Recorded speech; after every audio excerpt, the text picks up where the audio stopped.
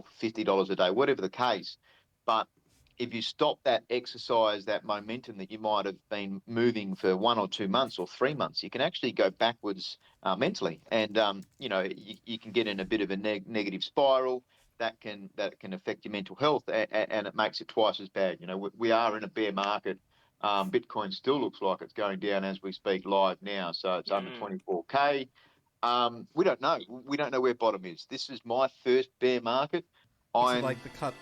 This is a kind of really cool excited to see how it's all going to play out. Honestly, it's a little bit of I wasn't here for the 2017 bear, so it's definitely my suggestion is to people to keep moving, keep exercising.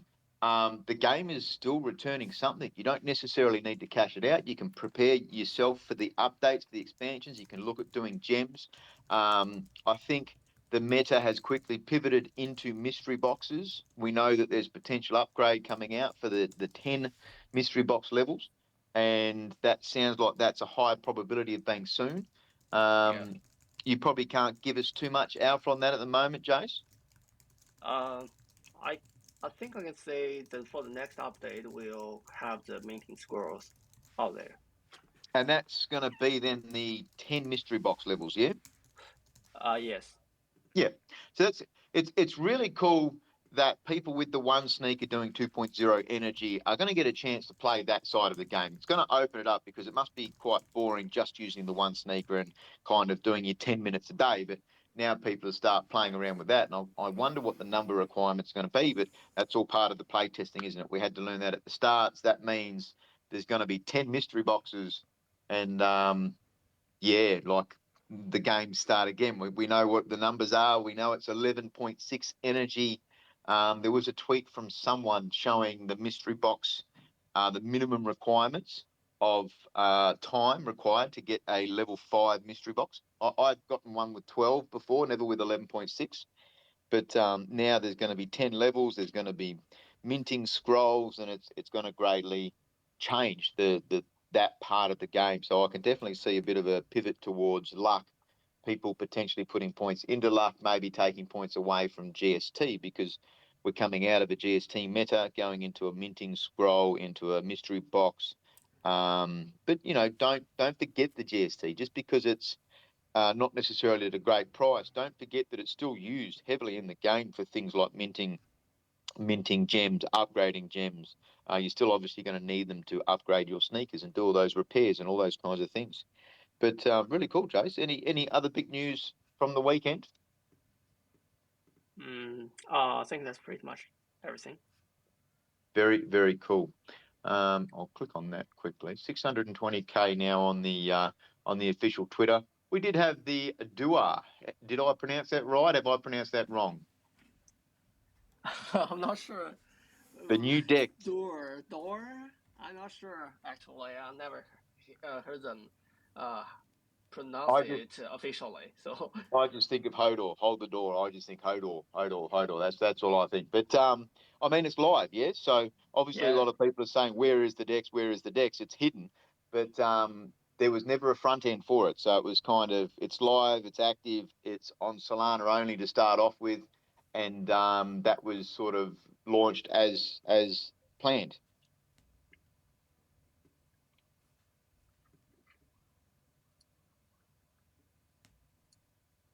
Not sure if you cut out there. Still okay, you're back. Yeah, back. So I mean that is live. Yeah, it came out. We don't see much because it's not like a radium. You can go in and you can swap some liquidity and do add some liquidity and anything like that. There's actually nothing that we can do at the moment with the DEX other than it's providing liquidity to the game. Yeah. But there's going to be some cool things with that. Yeah, like we are going to be able to add liquidity at one point. That's step 2 or 3, I believe it was. Step 2. Yeah. So it's a cool little option there for people that might want to add liquidity rather than get rid of their GST, or they might want to add some USDC at the same time and have that. Make sure people, you have a look at your IL and think about that. But really, really cool, man. I might welcome to stage then Bryn and Luca as well. We had a live Sydney event When was that? Friday night. Friday night. Bryn, how are you going? Good evening, guys. How are you? Yeah, very Hey, good, Brian. man. Yeah, it was a cracking event we had on Friday in Sydney. It was very cold for us, but apart from that, we had about 75 people come along, 75 or 80 people. Everyone had a pretty good time, I reckon. That was very positive, and we got around, did some about a 25-minute 5 energy run around the park, and yeah, everyone had a good time. It was definitely colder than I'm used to. Oh my God. So I started with my jumper on, and shit, I wish I had have taken that off before I'd started. But that, I mean, that's Sydney, isn't it? That's on. You would get that kind of cold weather in Adelaide, wouldn't you? Yeah, it's pretty cold down here, but I'm not sure that Sydney people were used to it because they were all complaining pretty hard about how cold it had been. But yeah, for the night, it was just a bit of a wind chill and so forth. So we had the StepN t-shirts there, but everyone was rugged up with jackets and jumpers and everything. But yeah, we all had a pretty good time, I think. And there was meant to be lights. I think the lights weren't working or something for that. We had I love the glow sticks. That was a great little addition. And going around with Luke and putting them up, the glow sticks helped with the course. Lights just were failed to work that night or something. Yeah. Yeah, that's what happened. Yeah, luckily Luca brought along those glow sticks. That was a real good idea because without those we might have been a bit lost. Yeah, for some reason the power had just dropped out that day, and so the path that was supposed to be all lit up for us wasn't. So It was good. It was definitely good that people kind of, when we're doing these events, this is the second one we've had in Australia, and generally speaking, like we took it pretty easy because it was at that nightfall, that dark time, the lights didn't light up, so it wasn't anyone kind of doing mad dashes and races, and it was good. I really enjoyed it, man. Like Luca, and this was the second one you've been to as well because you came to the Adelaide event. Any kind of thoughts from you on it, Luca? Yeah, I think this time because I was more on the organizing side, it made me feel even more involved. And what I liked as well, like you, is just meeting so many people. I did only one lap in the end because I stayed with the lights and so on.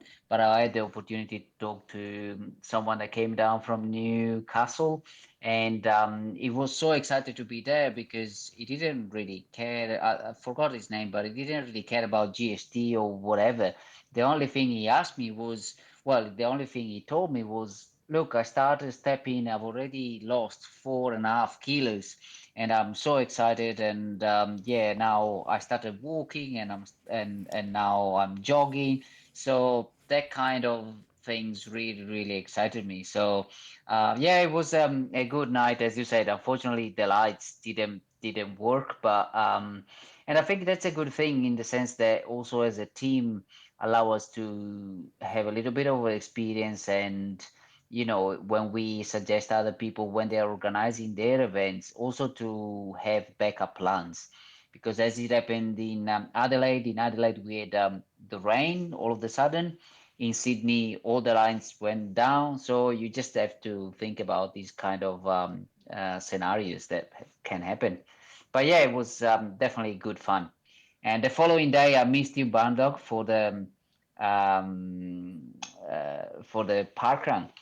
Yeah, I was a bit of a slacker. I was out till midnight. I kept chatting with the lads and that, and it's this is the part to see the traditional runners go off early. They get that great night rest before a race the next day or before a park run and their runs tomorrow. Whereas Barndog's still caught in that track of I'll have a few beers and that'll continue on to the night. But I love the personal aspect. I love to be able to talk to everyone about the game, and it's hard. You can't just be there for 5 minutes for one person. It's you try and chat to people, and then that kicks into 10 minutes, and then people are leaving, and you try to chat to them quickly, and it's just the night just goes away. So I was there till midnight. So I mean that was a late one. We got up with the kids and did 10 kilometers with them instead. So definitely a good night. And this is one of the really big ones. I've said to the ambassadors in the channel, and I want to write something up for it this week. Is it's super important your after event thinking about where it was. So we were lucky with the event chosen. We only had room for about 15 people inside, and that was obviously a nice, warmer environment. But out the back was quite nice. There was no wind. Still cool. It was a cool night. But because there was no wind, you didn't get that wind chill. So we managed to get a whole heap of tables together, and we had probably 30 to 40 people, I think, at the pub afterwards. Some people got some food, some people had drinks. And to me, the social aspect is amazing. So we've had now people turning up to both events. We had a lovely Japanese lady turning up. She went to the Adelaide event. She's now been to the Sydney event. And we've got Melbourne in less than 2 weeks. Melbourne is on the 24th. So that's going to be another 5 p.m. day. But I think we're kind of going to pivot from that, aren't we? Like this is one of our big learnings we've got is Perth we're going to make a Saturday morning. And yeah, it's good to have those suggestions. So it's kind of, Luca, you said this first, but we'd had the Perth one planned, but maybe we might pivot into doing a run with a park run or something. Yeah, I think we were speaking on the night about at least Melbourne try to start a little bit earlier. I think there are some logistical stuff that Bring is probably gonna work out. But yeah, I do believe personally that during the day it might be actually a better way. And obviously every community, every country is different. In Europe, for example, as you saw, people tend to wake up a little bit earlier. But then if you have a run in the morning, then it becomes a all day event. You have breakfast together and so on. And bringing it together with parkrun, I also feel that there is an opportunity to show the parkrun people what StepN is about. Yeah. And imagine that if we turn up with 70 people at a local parkrun, everyone will turn around and just be interested about it. So I think there is an opportunity there that we probably can explore. I love the idea of it.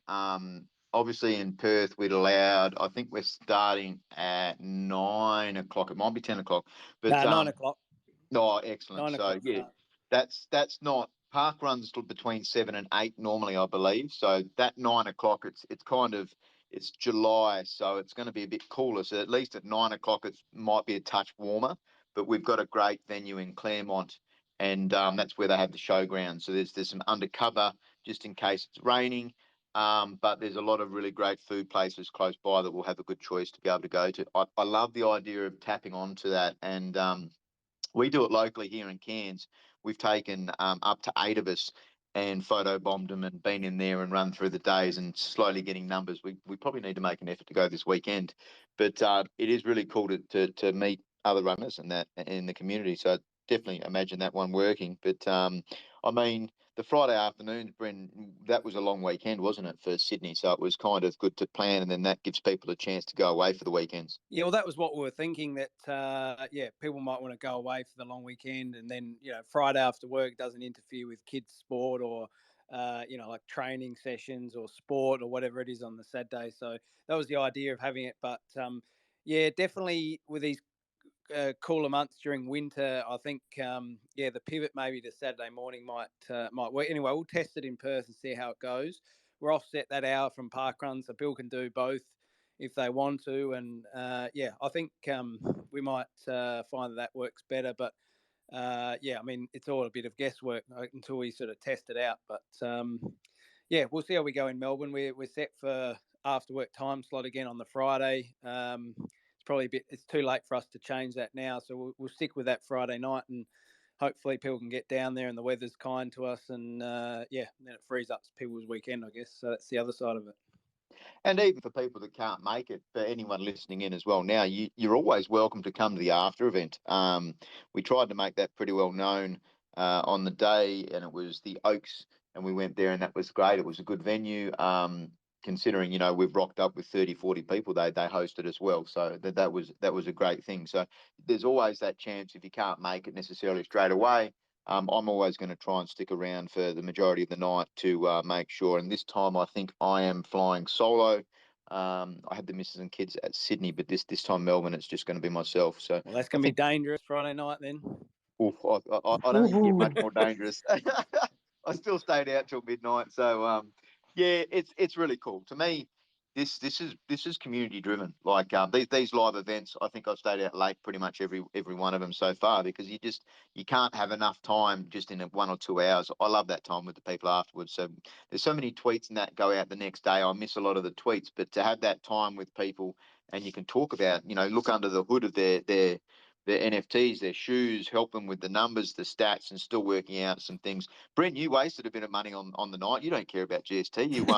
You had your trainers going and forgot to turn them off at the event. That's it. Had it burning away in my pocket accidentally, but I couldn't compete on the shoe front anyway. And Tyson was there flashing around his big shoe, and you shifting through yours. My little trainer, can burn the energy. It didn't cost me that much. Luca, and talking on game fronts, you're actually looking at swapping yourself to a trainer, but even you and I were having a bit of a chat today about that. How did you go? Are you going to swap over to a trainer now? Because you're thinking of a one shoe fits all kind of situation at the moment, aren't you? Yeah, I mean, my background is running, so what I'm finding myself at the moment is that because of I have a runner which I love, but I can't really use it when I go trail running. So I'm trying to find a way to basically invest in my running.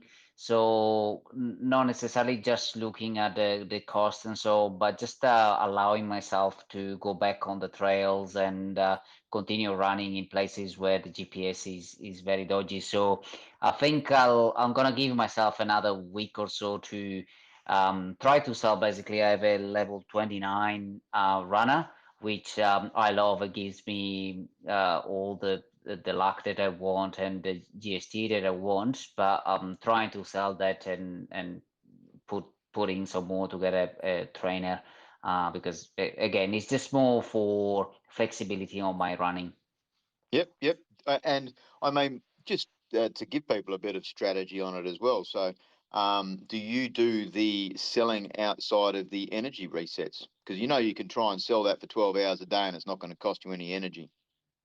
Oh yeah, I didn't know that. At the moment, I'm okay with energy. I got very excited with getting quite a few shoes, so I'm okay with the energy. And so at the moment I'm selling it. But yeah, good point. I didn't think of that. Yeah. Yeah, you can always sell it before the energy reset, take it off the marketplace, let the energy recap you out, and then put it back on the marketplace after the energy recap. But even going a little bit deeper into the strategy is we looked at the prices today and it was around 39 Solana floor for an uncommon trainer. You can actually get a runner and a jogger for 27, I think we looked at the time. So my point there and then was with a jogger and a runner, it's 27, but you get more energy because you've got two sneakers instead of the one, and that gives you more energy, which means more GST per day, unless, of course, you're at that 20 cap already. But, I mean, I like the idea, and we've seen a lot of these traditional runners coming into the space are very heavily reliant on the trainers because that gives them a one-shoe-fits-all possibility.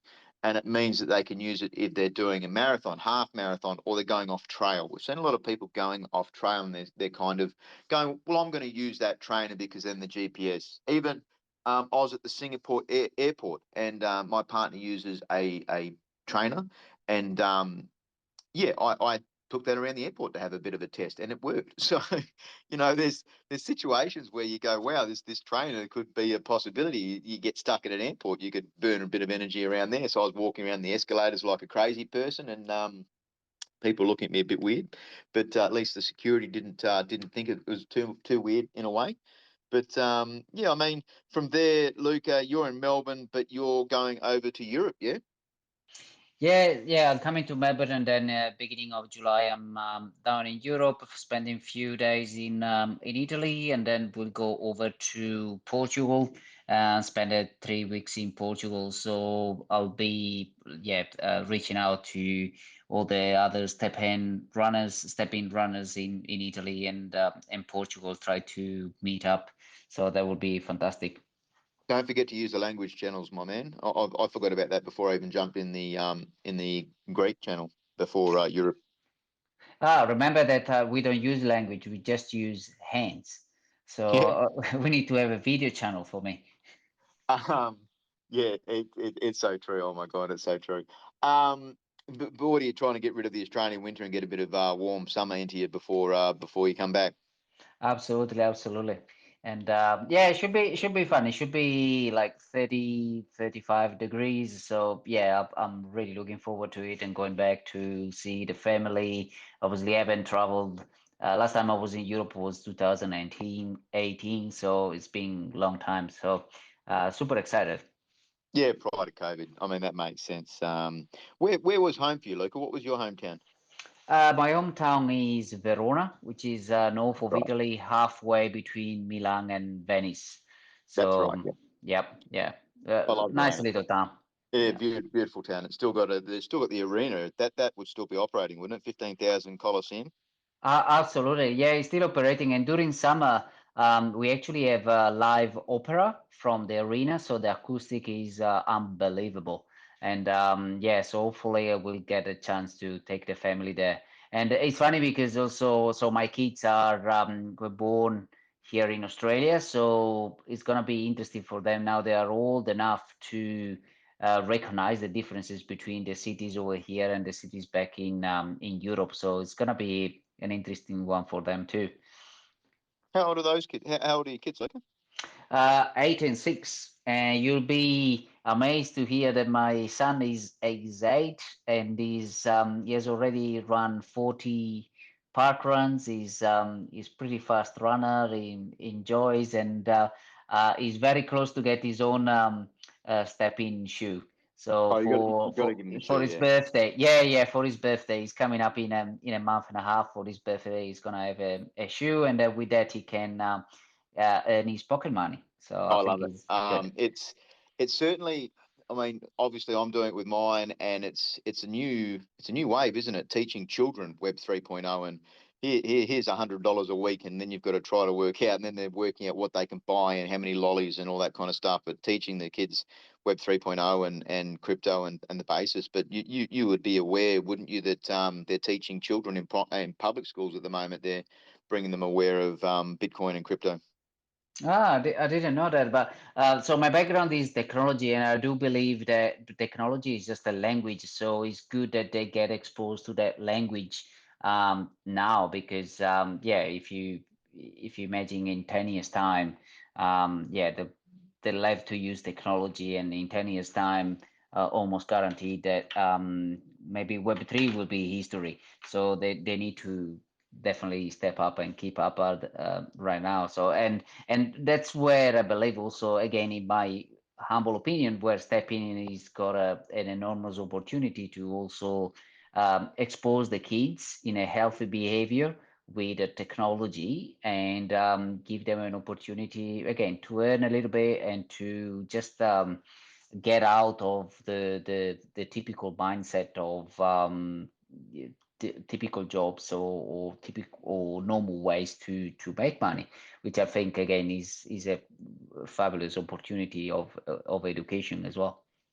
I like the mixture between the gamification as well, because it's enough to be able to keep the kids interested in the gaming side of it, because most young children from the age of whenever they can hold a mobile phone and an iPad up until um, their teenage years, they're iPads, PlayStations in front of that. Whereas this is Move to Earn. It's get outside. It's do some movement, and generally speaking, it's with parents, which is awesome, isn't it? That makes the game so much more than being just by yourself. Yeah, absolutely. And also, as you said at the beginning, that again, my background is different, but the strategy that you have to put, you need to be good at numbers. You need to think outside the box to actually maximize. And again, these are kind of soft skills that they get to develop instead of being in front of a screen playing like zombies. So absolutely, I'm all in for it. I'm impressed to hear he's done 40 park runs. He'd beat my 10-year-old easy, but it's good. It's good that the 10-year-old, I had him running today, so we did that. But have you checked your Strava today, Luca? I might be on top of you at the moment. Oh, are you? I haven't checked it yet. So yeah, I've Just so been that I've been I've been going so well in the last few weeks. I'm impressed at the moment of how my fitness. You can actually see on my Strava profile that when I started using StepN and when I started basically getting more energy. And but yeah, good on you. If kick my butt this week. Let's put the challenge out there. Yeah, it's cool to be home and to be able to. I want to push myself into that half marathon. I know you're going to flog me in a race any day, but it's really cool to see the Strava's picking up. And I know Bryn does a lot of work with the Strava and the ambassadors, and I believe you're helping with that too. But Bryn, how is the Strava and the app and all that going now with all of the work behind there? Yeah, it's coming along. We've just about finalised our list of Strava ambassadors, so we're going to be reaching out to them hopefully this week. We've got some meetings to finalise that, and then we'll get those guys up and cranking. We've got a good mix of men and women actually, and quite spread geographically right around the world, so that's really cool. The club's growing. It's up over 5,000 members, which is pretty good. Yeah, people are knocking out some decent mileage each week by the look of it. I haven't been featuring on there because I broke my watch, and so I haven't been uploading to Strava, but I have to get that sorted this week so I can compete with you all. I found it smashes your battery. So what Bryn's just said there with using your watch, I've got a Garmin and I didn't take my cable to Europe, and then I took it to Sydney and I've lost the bastard. So I've got to go and buy another one. But if you've got a smartwatch and you're just starting to get into it, I would definitely recommend, if you're using Strava on your phone as well as the game app, it really chews your battery. So using it with your mobile, with your watch, is definitely recommended from my side of things. But I'm liking it. It's the kudos, the atmosphere, people chat. It is a really cool form of it, and you can definitely see why people use it. So we did 50,000 kilometers as a group last week. Where does that fit in the scheme of Strava? Strava's millions of people around the world, so is that good? Yeah, there's 100 million people on Strava worldwide. I couldn't tell you where the 40,000 fits as a club, but I'd suggest it's fairly well up there. I had a meeting with the Strava people last week, and they said that our club is one of the biggest they'd seen off a short lead time. So obviously there's bigger clubs out there that have built up over a long time, years and so forth. But for a brand new club that's just started, they were pretty excited to see our numbers already. And not that I'm trying to fish for GST, but are there rewards at the moment for? I know there was early on with the Strava. Are we doing rewards for people that are featuring up the top? We certainly will do that. We did run a competitions for the first few weeks. We had some feedback from people that they weren't happy with the cross-platform nature of it, going across Instagram and Strava, and they wanted it to stick on Strava. But we're just trying to work out a way that we can do that efficiently, in terms of logistics and making sure we keep people's privacy intact and all the rest of it. But we certainly will do that, and yeah, there'll be some prizes, maybe beyond GST to some in-game assets as well.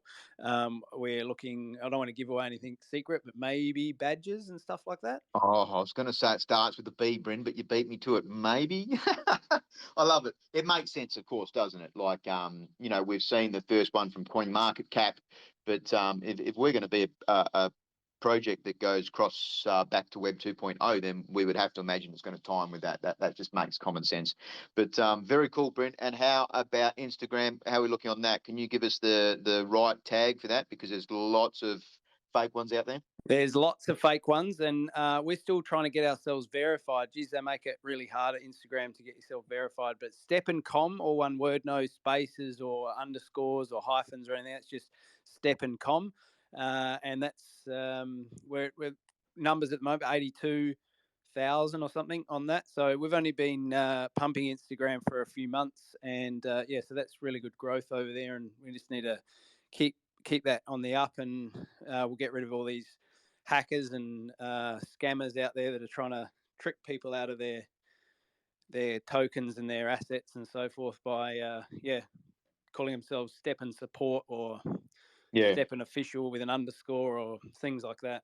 It's dirty because they make it look so real. I mean, it still happens, and it's horrifying seeing it. But awesome. Thank you, Brendan. Thank you, Luca. Jace, I guess we'll have a look at this prize. So I didn't actually say it at the start, but as always, people know we've been doing this since January. You need to follow StepN on Twitter, Telegram, Discord. Comment, like, and retweet on the afternoon tweet regarding this space. We've got 1.6 thousand in the crowd. And of course, you've got to be in the stage. You don't necessarily have to come on. So people, if they're listening from a computer, that's perfectly fine. And we're still giving out these Binance chain Genesis shoeboxes. So let's roll that magical wheel, Jace, the chocolate wheel, and get a prize out. So the winner is Nemu, Nemu Income Blog. That's his or her Twitter handle. So congratulations. I sent a message to him, her, but she said couldn't speak English. All right, very cool.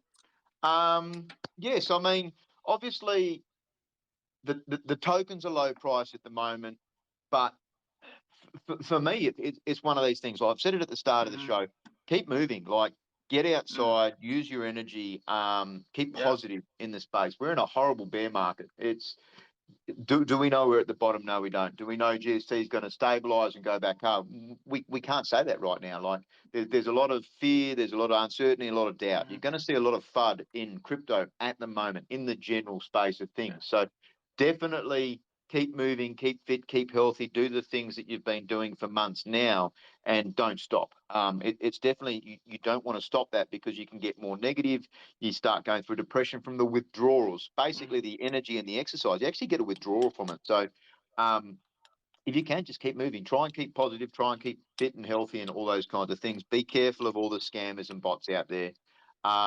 We do have Wednesday our town hall. So this is going to be a new structure. We'll find out a little bit more about that tonight or tomorrow. So the team will announce the times and all of that.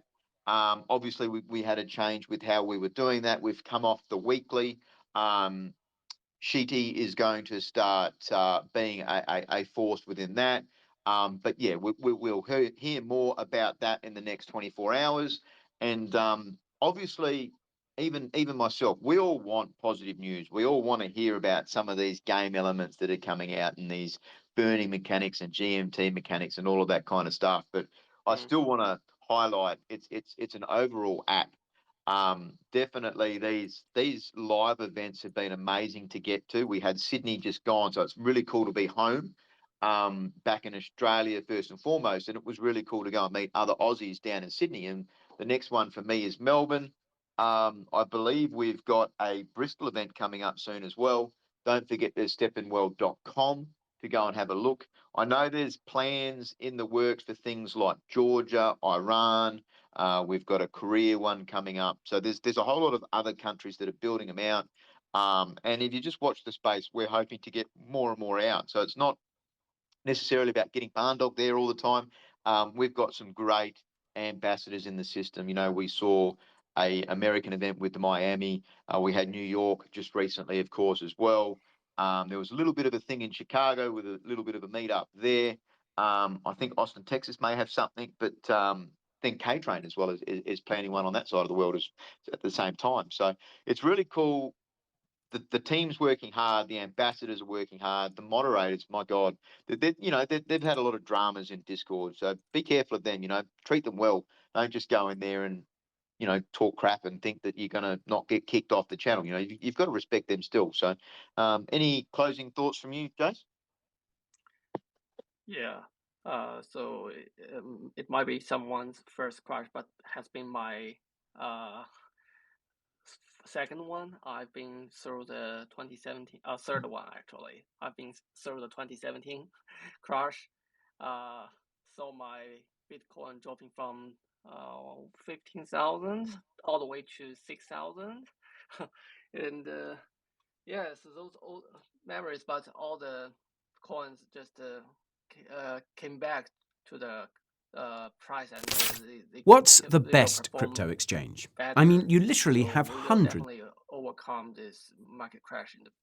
And for StepN, I actually think it's the best time you can strategize for the minting GMT in the future. So you can start minting your gems and get ready for our GMT rollout. So yeah, just use your GST to burn the GST to upgrade your shoe and get ready for the GMT. Yeah, I love it.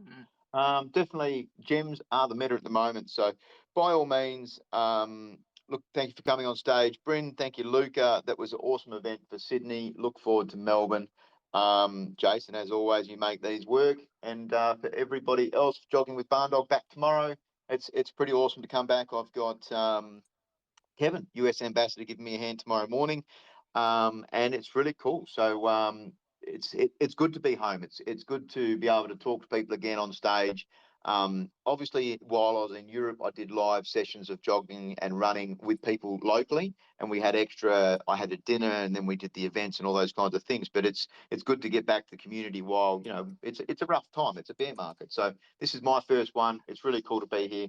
But keep moving, keep fit, keep healthy, keep mentally ready. And I'll see you all on the next one. Thank you, Jason. Thank you, Brendan. Thank you, Luca. Good night. Thank you, everyone. See you.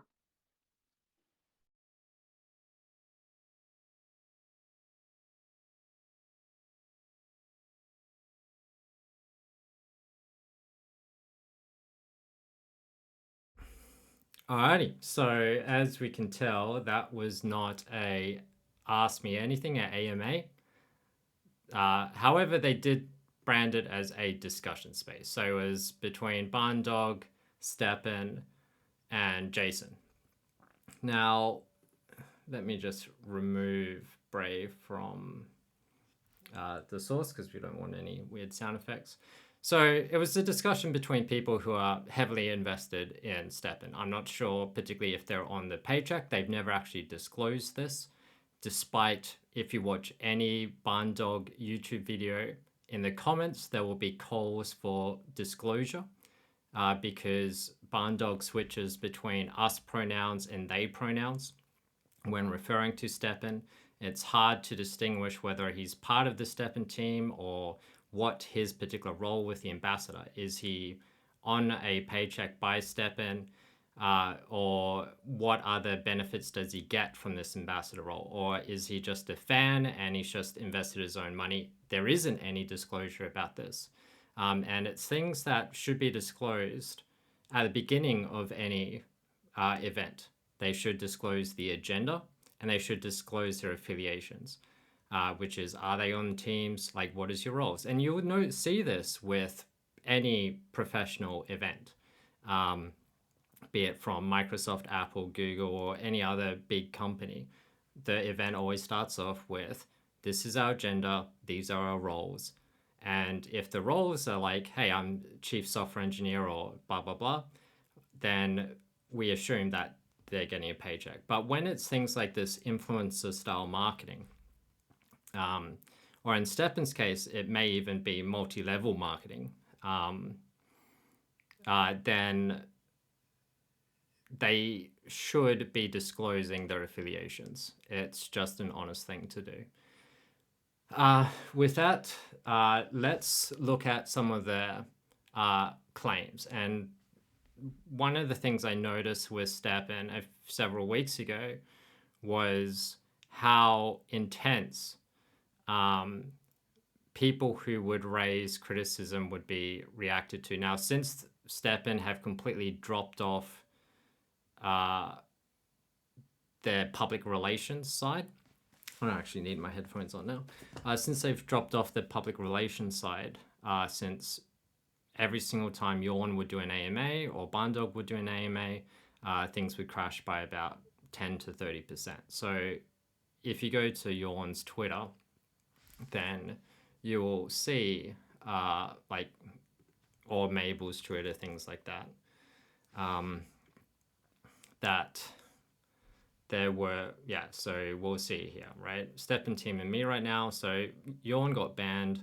There's tweets and there's also I think an announcement somewhere that Yawn was sent on a vacation, I think for 30 days, and they are changing the strategy. So instead with StepN, if we go, what I don't want, if we go to lists, no, okay, it's not there. But yeah, if we go to, anyway, so then they did this blog post on Medium to announce the plan, and that was kind of good. That was the first time that they were particularly honest with what was happening. So this. Now, it's kind of crazy because if this cross-realm energy bridge, so I asked about this in a previous Barn Dog AMA. Let's see if I can find the specific instance of this. Bop, bop, bop.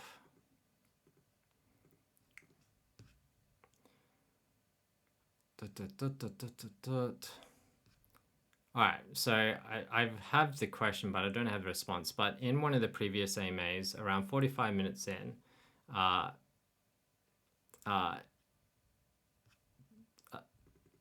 Barn Dog starts reading my question.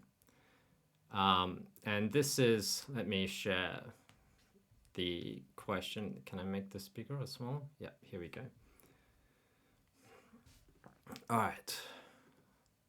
Let's see if I can find this.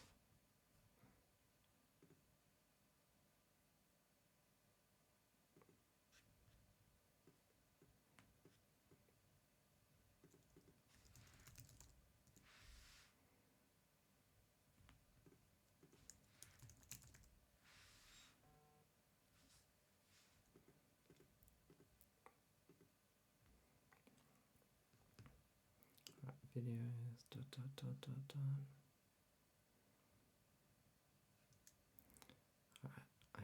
it was either this one or this one.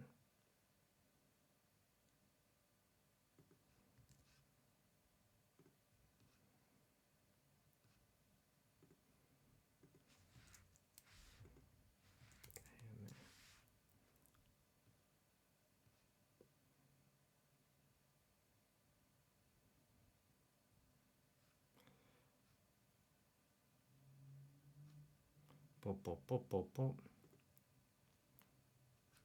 All right, I can't find the specific YouTube link. But yeah, there was a moment where he told me to get lost, and StepN doesn't want me here for asking a question, which then weeks later, they end up officially acknowledging.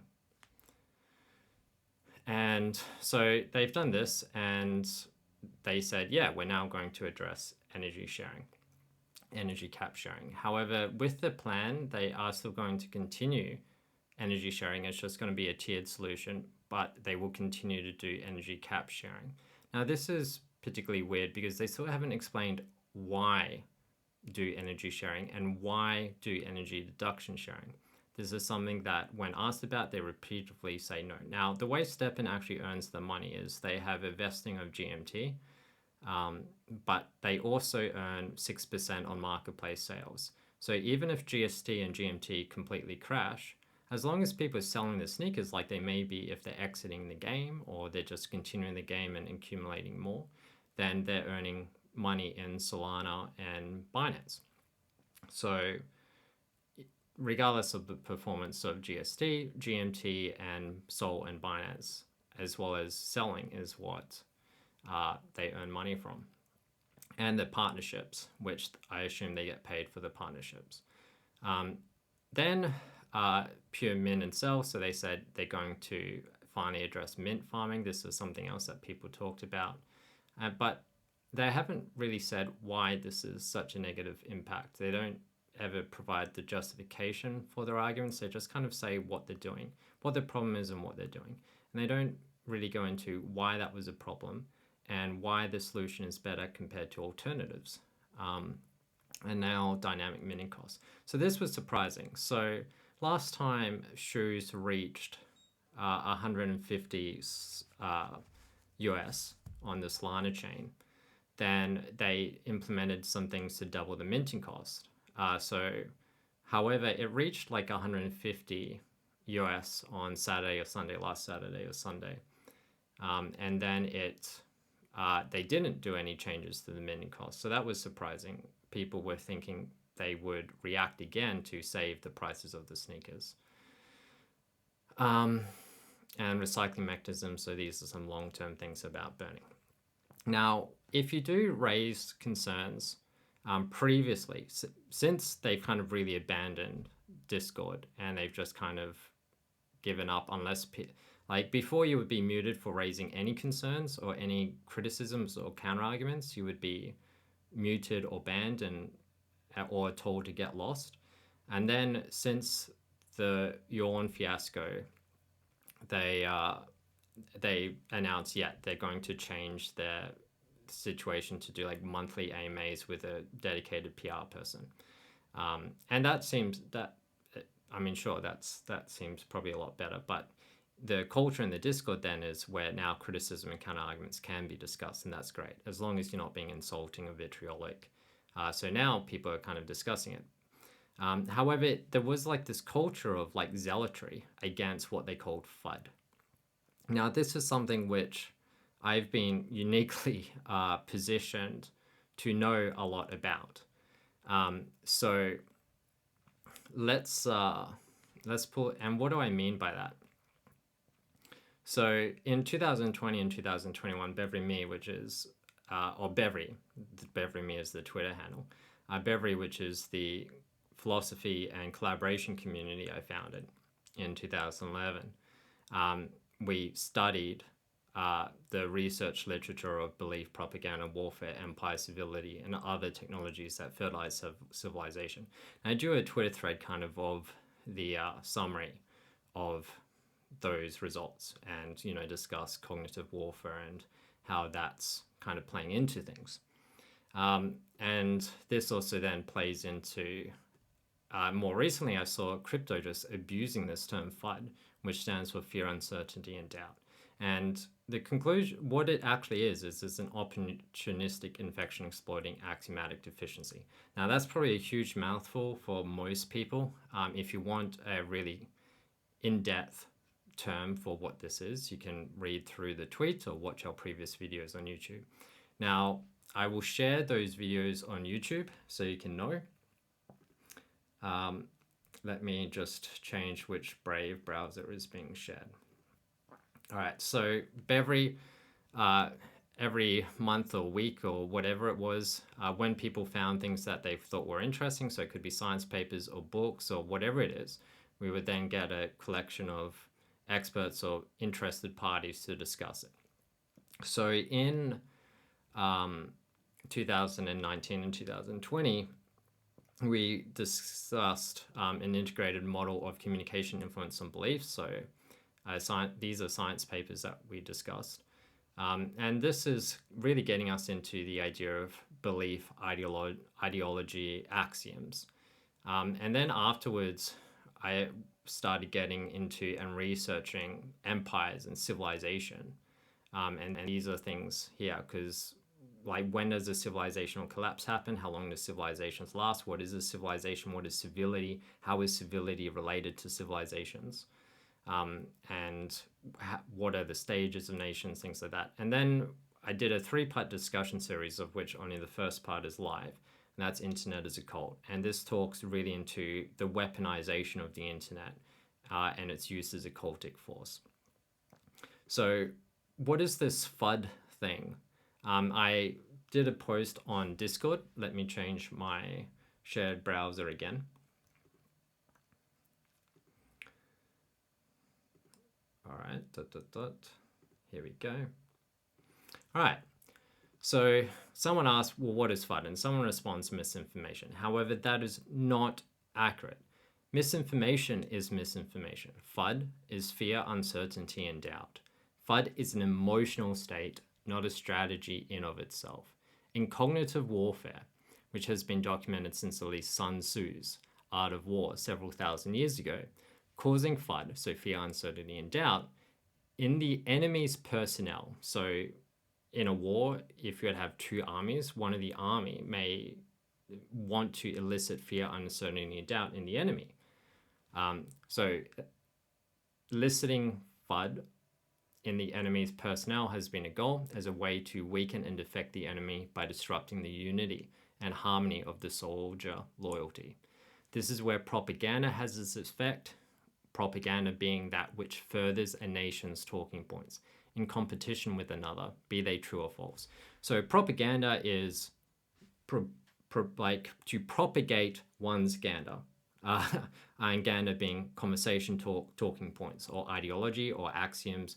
So you can just think of any type of propaganda as something that furthers the interests of a nation's ideology. And a nation could be a nation state, or it could be a nation in terms of any particular tribe in this sense, any warring force. So, but it's interesting because the point of FUD is to disrupt the unity and harmony of soldier loyalty.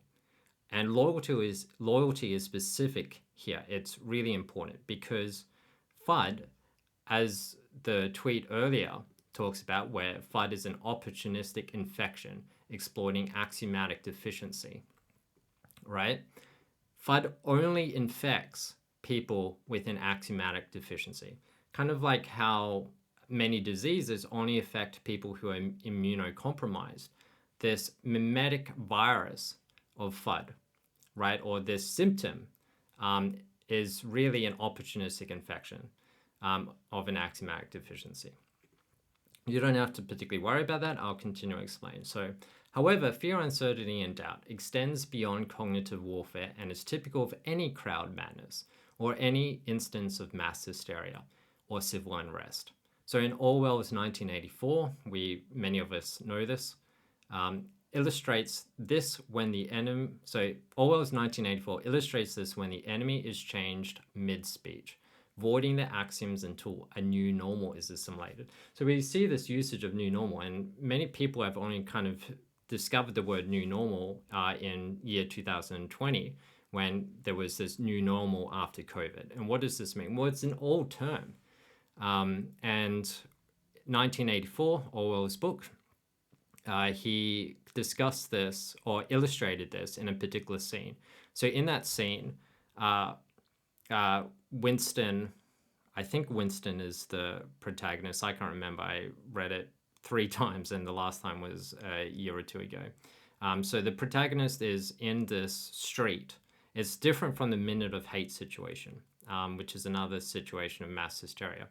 But the Minute of Hate isn't fear, uncertainty, and doubt. It's hatred, this collectivized and unified hatred that possesses the crowd.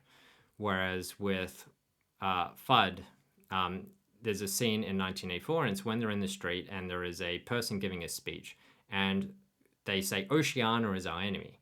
However, someone runs up and whispers into the speaker's ear, hold up, the party has the Ministry of Truth, which is the propaganda arm of a nation, has now decided that it's someone else who is our enemy.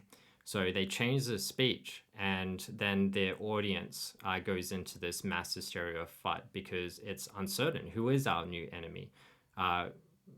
Who are our enemies stronger than us? How do we assimilate this new axiom which we must live by? However, quickly with the audience being groomed accordingly, and this is one of the things with cults, which is cultic effects are all throughout our life in many different ways. Our relationship to money is cultic. Our relationship to our church or our friends have this cultic aspect to them. So what happens here is the audience has kind of been groomed. So when the new enemy is announced, they quickly fall into this new normal and things are fine. Now, Homer's work, Iliad, which was written about 1200 BC, was, so 3,000 years ago, also illustrated this. The Agamemnon, one of the king who then launches the attack, I actually go into detail on this on the Beverly channel. I cover this, but it's been a while, so my memory isn't fresh. But in Homer's Iliad, there's a scene on the shore where after a vision was sent by the gods to go into Agamemnon decides to test the loyalty of his soldiers, and he says, "We will now go home." And hubbub not just completely descends upon the audience, the crowd, because people are saying, "Well, we fought for this long, why are we going home?" And others are like, "Let us go home." So it's this emotional state of fear, uncertainty, and doubt. So, however, it doesn't even need to apply to crowd dynamics, though. In an individual, it is just when faith-held axioms weaken, and one is left with skepticism that they are unable to redress. So redress, resolve. So hence they experience fear, uncertainty, and doubt against this new unknown. So in the book Crime and Punishment by Dostoevsky, this illustrates it in that the protagonist post-murder develops FUD, or fear, uncertainty, and doubt. And so the first act is kind of like, there's this thing I want to do. I think the world will be better if I do it. And then he murders this woman. And then the second act is him in the state of fear, uncertainty, and doubt. And in the third act, he finally develops sound axioms and it resolves itself. It is one of the most fantastic books in terms of developing a sense of humility and disdain towards and compassion towards one's weakness and flaws as an individual. So what happens is anytime our personal axioms are challenged, be it we move from a church or we exit a cult, or that cult's axioms are challenged. So one of the cults in modern day is just fiat, or just the economy, where it's typical of most currencies to only the value of a currency is based on belief. And that's kind of how you identify a cultic force, which is that its value is based on belief that it is valuable, rather than in externalities that would contribute value. So in many times in our life, we'll enter the state of cognitive dissonance. There's a Wikipedia page about that, which is the difference between our ideal self and actual self and our ought self. When those selves spread away from each other, then we enter into a state of cognitive dissonance, or it could also commonly be referred to as fear, uncertainty, and doubt. So people with sound axioms do not multiply this fear, uncertainty, and doubt experience within themselves. It only multiplies in zealous communities when their faith weakens. Observe what happens in people when one inquires recursively about the why of their motivations. Some will experience FUD and maintain and manifest the fight or flight response, whereas others experience adventurous curiosity. So if you want to tick the average person off, you will ask why they do something several times to try and get to the core reason. And for most people who go through life with a delegation of their axiomatic selections, they will enter into a state of fear, uncertainty, and doubt because they can't justify why they elected those axioms as their chosen axioms. They're essentially operating on principles, not on axioms. And a principle is just an axiom plus faith. So many would have heard this use case of, first principles, blah, blah, blah, blah, blah. But again, all a principle is an axiom plus faith. So when you show that distinction in people, many people will go straight into fear, uncertainty, and doubt, and they'll do a fight or flight response. Whereas if you were to, when some people who are more disagreeable and more openness, higher on openness, so big 5 personality traits, then when you do that challenge, then they will actually welcome that because their personality profile develops a character that is more open to exploration, where the unknown is something that provides solace and healing and remedy to the flaws and the sins of one's being. So self-challenge. But most people on the planet do not fit that personality profile. Most people aggregate into a cultic framework of operation in the world. So it is quite well documented across the thousands of years and has a dedicated Wikipedia page. So you can search fear, uncertainty, and doubt on Wikipedia and a page will come up and tell you all about it. Now, this is probably new to most people in the cryptocurrency world because this is the first, StepN is the first crypto Discord I've really participated in, and just seeing people saying they're fudding or they're a fudder is unbelievably naive and just incorrect. I understand what they're trying to get at. However, it's kind of like it's not a particularly nuanced or appreciable usage of the term for the reasons described. It misses the forest for the trees. So the best way to fight fear, uncertainty, and doubt is to make sure your team's axioms are sound. That way, disinformation and misinformation, or even righteous counter-arguments, will be ineffectual as you can ward them off with superior reasoning. So if your grounding with reality is sound, then if people tell you bullshit, you know it's bullshit. But if you were fed bullshit or you were fed things that you can't verify yourself and validate yourself as true, then you enter fear, uncertainty, and doubt. Or an occultic response is to double down and to just, put your hands over your ears and just double down on faith. And this was something that started manifesting in StepN over the past month on the Discord, which is they were fighting fear, uncertainty, and doubt, this emotional state that happens when people's question, like when evidence is starting when they're presenting with arguments, be it true or false arguments, that if they can't validate or verify themselves, then they'll enter into the state. Their axiom has been challenged and they don't have recourse. So, but then if they would ask or try and get answers, they would be muted or banned.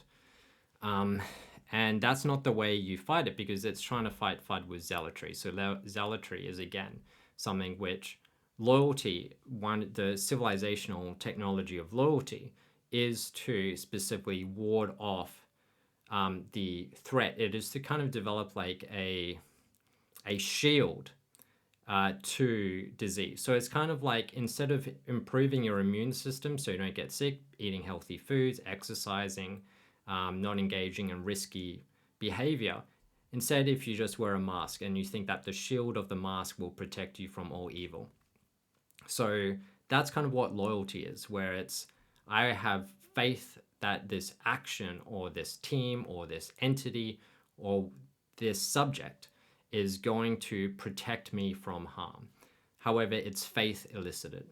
When what happens is that faith can always be challenged.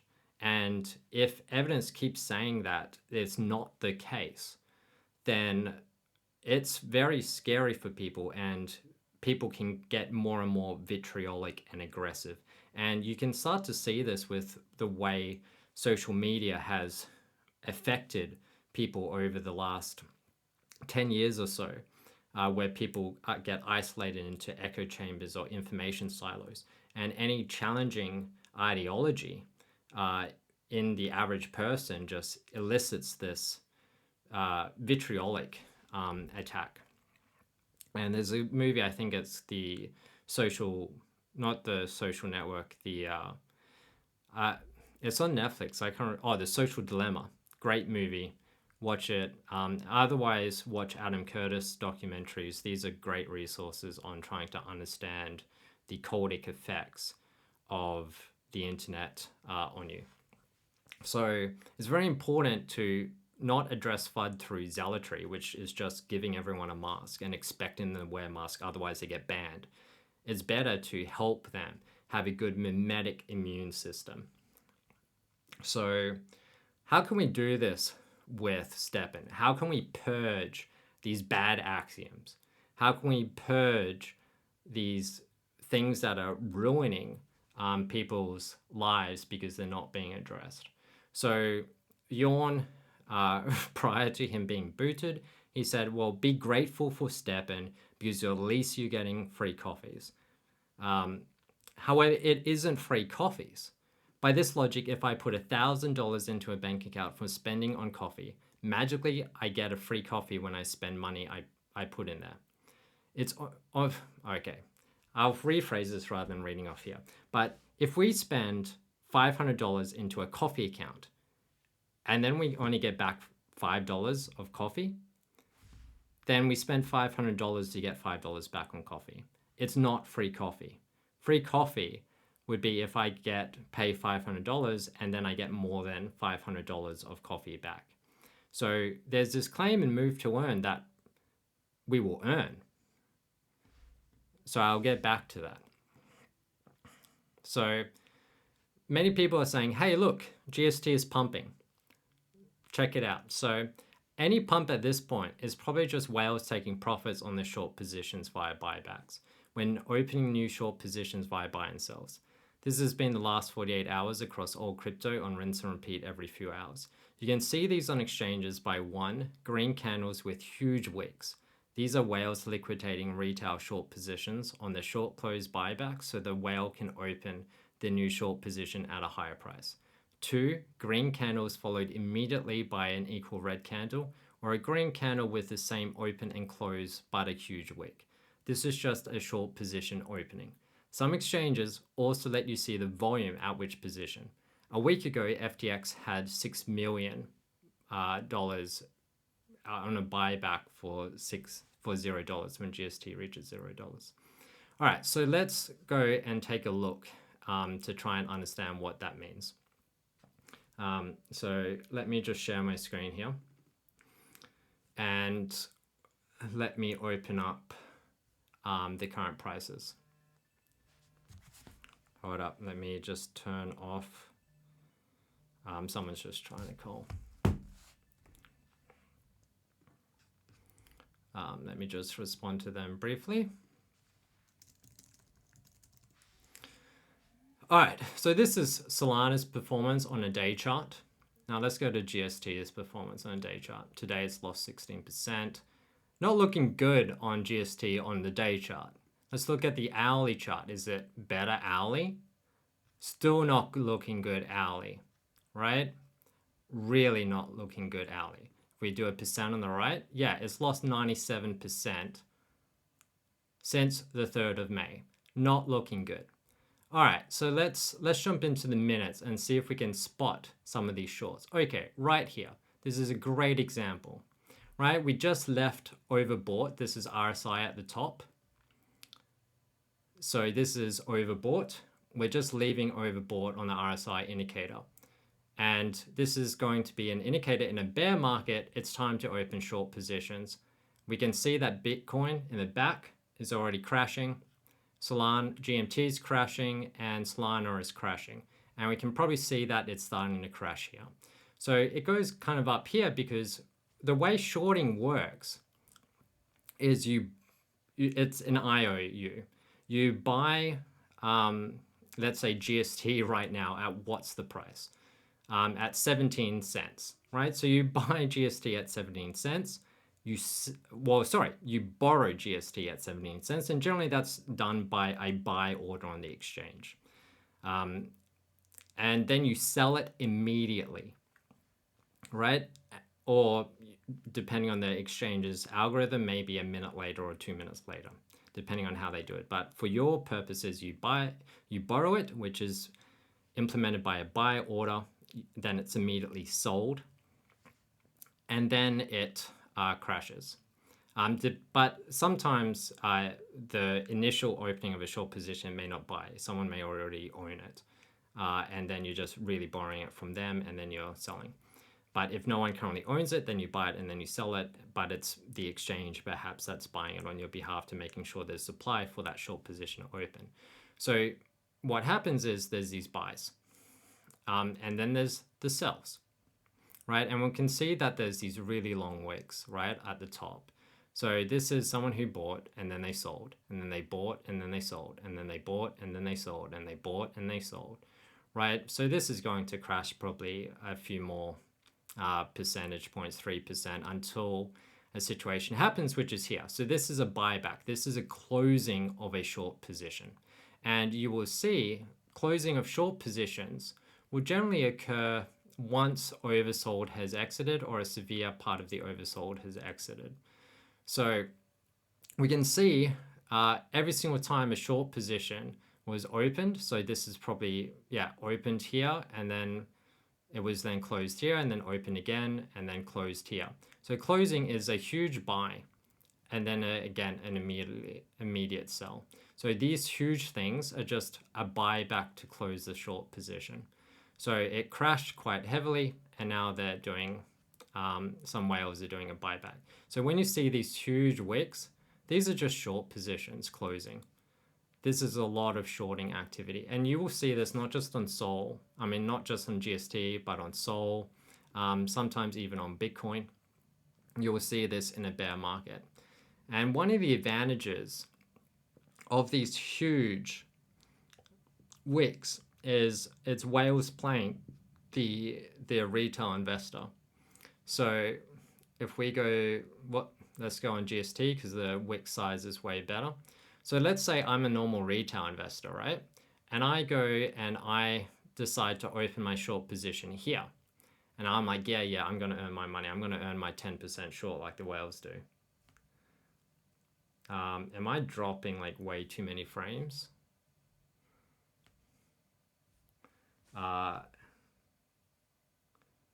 CPU 90.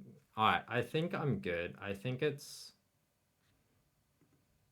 let me just close the Twitch thing.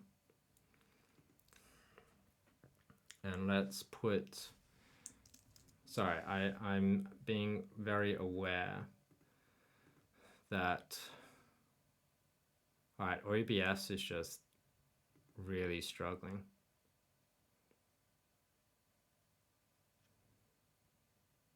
All right, hopefully it's okay. And everything's coming through fine. Let me just check on my phone because I don't want to just be a jarbled mess.